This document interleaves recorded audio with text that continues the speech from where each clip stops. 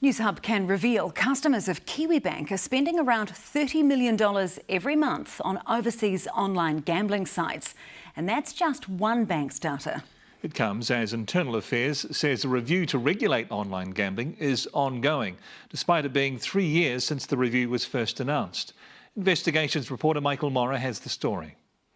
Online gambling, whether it be pokies or playing live blackjack. Oh, perfect queens. It's booming. When we look at our own customers, what we see is there's about $30 million a month that's being spent on online gambling, and 80% of that is offshore. That seems like an incredible amount of money. Yeah, it really is. And what's a really interesting trend that we've seen is from the first COVID lockdown in 2020, that number massively increased and it hasn't gone down. The offshore sites raking in millions are based in places including Malta, Cyprus, Gibraltar, Estonia and Lithuania, where registered companies benefit from low taxes and can offer internet gambling to anyone in the world.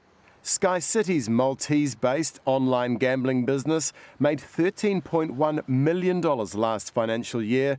Kiwibank uses a voluntary system where customers can elect to have themselves blocked from spending cash on offshore sites, which essentially stops all online gambling transactions on their Visa, debit or credit cards. More than $7.1 million has been saved by people using the block, but this is a Kiwibank initiative. The government has yet to introduce any form of regulation for online gambling. A review into online gambling was announced in July 2019. By mid-2020, public submissions were complete. But even now, nothing's eventuated, with Internal Affairs saying the review is ongoing and we are expecting Cabinet to consider options later this year. Gambling addiction researcher Maria Bellringer says other countries only allow access to reputable sites. I'm well aware of the consultation that went on in 2019 and I was very surprised that nothing came of it to date, and I'm disappointed.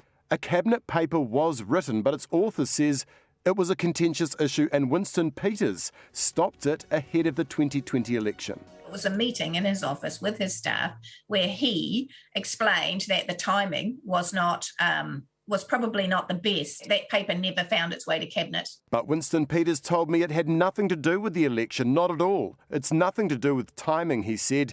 When we looked at it, there were too many loose ends. The record will show that a whole lot more work needed to be done on this.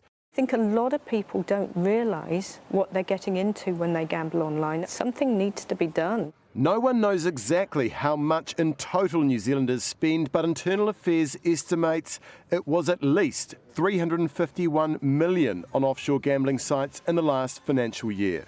Michael Morra, Newshub.